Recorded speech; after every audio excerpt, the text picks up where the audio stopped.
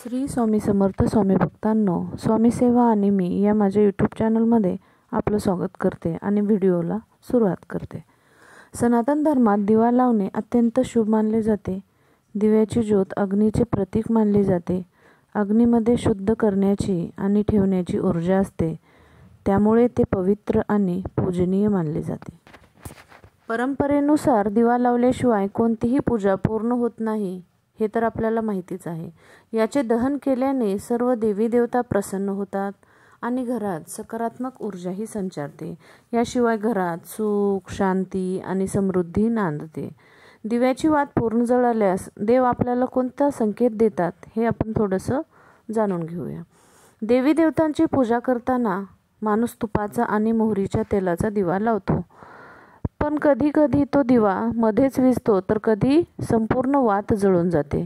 त्यासाठीचे संकेतही आपल्याला दिसून येतात. शास्त्रानुसार असे म्हटले जाते की जर एखाद्या व्यक्तीने दिवा लावला आणि वात पूर्णपणे जळाली तर त्या व्यक्तीची कोणतीही इच्छा एवढ्या लवकरच पूर्ण होते आणि शत्रूपासूनही काय होते, त्यांना मुक्ती मिळू लागते. तसेच देवाचे आशीर्वादही तुमच्यावर कायम असते. दुसरीकडे जर एखाद्या व्यक्तीचा दिवा मध्यभागी विझला तर त्याचा अर्थ असा होतो की आपण एकाग्रतेने आणि कठोर परिश्रम करणे आवश्यक आहे, तरच भविष्यात आपण यश मिळवू शकतो. याचाच अर्थ आपल्याला दिवा लावताना खूपच बारकाईने दिवा लावावा लागतो. दिवा लावताना अजून कोणते नियम पाळावे, हे आपल्याला थोडीशी माहिती आपण बघूयात. मंदिरात दिवा लावल्याने व्यक्तीला अनेक फायदे तर मिळतातच, परंतु शास्त्रानुसार दिवा लावण्याचे नियम सविस्तरपणे सांगण्यात आले आहेत.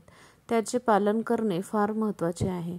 देवी देवतांच्या समोर तुपाचा किंवा मोहरीच्या तेलाचा दिवा लावल्यास शुभ फळ मिळू शकते, असे सांगितले जाते, है ना. मग दिवा कोणता असावा, कशा प्रकारचा असावा, लांब दिवा आणि गोल दिवा लावण्याचे जास्त महत्त्व इथे सांगितले जाते. कोणाच्या दिव्यामध्ये फूल तयार होते, कोणाच्या दिव्यामध्ये चंद्र आकार येतो, कोणाच्या दिव्यामध्ये दोन डोळे देवाचे दोन डोळे दिसल्यासारखे दिसतात. मग अशा प्रकारचा काय संकेत आपल्याला देव देतात, हे थोडंसं आपण बघूयात. जर एखाद्याच्या दिव्यात एक फूल तयार झाले तर याचा अर्थ असा होतो की तुमची पूजा देवापर्यंत पोहोचली आणि देव तुमच्या पूजेने संतुष्ट होतो. यासोबतच जो तुम्हाला कोणत्या ना कोणत्या प्रकारे मदत करत असतो. जर दिव्याच्या ज्योतीत बासरी तयार झाली तर याचा अर्थ भगवान श्रीकृष्ण यांचे प्रेम आणि आशीर्वाद तुमच्यावर आहेत आणि तुम्हाला लवकरच चांगली बातमी मिळू शकते. लहानपणापासूनच आपण पाहत आलो आहोत की आपली आजी, आई, वडीलधारी माणसे दिवसाची सुरुवात देवापुढे दिवा लावूनच करत असत. आपल्या संस्कृतीत दीप प्रज्वलनाला खूप महत्त्व दिले गेले आहे. इतकेच नव्हे तर तो एक संस्कारही मानला गेला आहे. दिवाळीत तर अगदी दिव्यांचा उत्सव साजरा केला जातो. कोणत्याही पूजेची, कार्यक्रमाच्या उद्घाटनाची सुरुवात ही नेहमी दीप प्रज्वलनाने होते. आपण देवपूजा करतो तेव्हा नेहमी देवघरात, मंदिरात, देवांसमोर उदबत्ती व दिवा लावतो. तर मग आपण सगळेच लावतो. तर मग यामागचे नक्की कारण काय आहे की आपण दिवा आणि उदबत्ती का लावतो, हे जाणून घेऊया.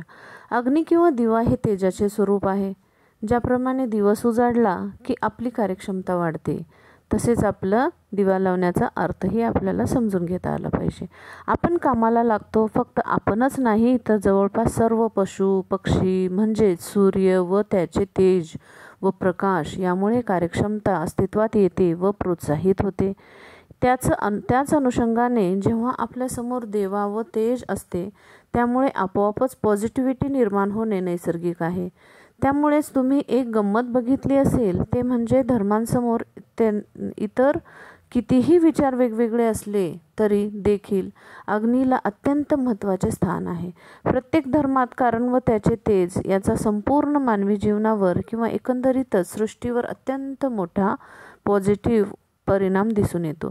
किंबहुना त्याचमुळे सृष्टी अस्तित्वात आहे. म्हणून दिवा लावून बसल्याने आपोआप पॉझिटिव्हिटी वाढणे, एकाग्रता वाढणे, कार्यक्षमता वाढणे, एका प्रकारे सुरक्षित वाटणे, या गोष्टी घडू लागतात.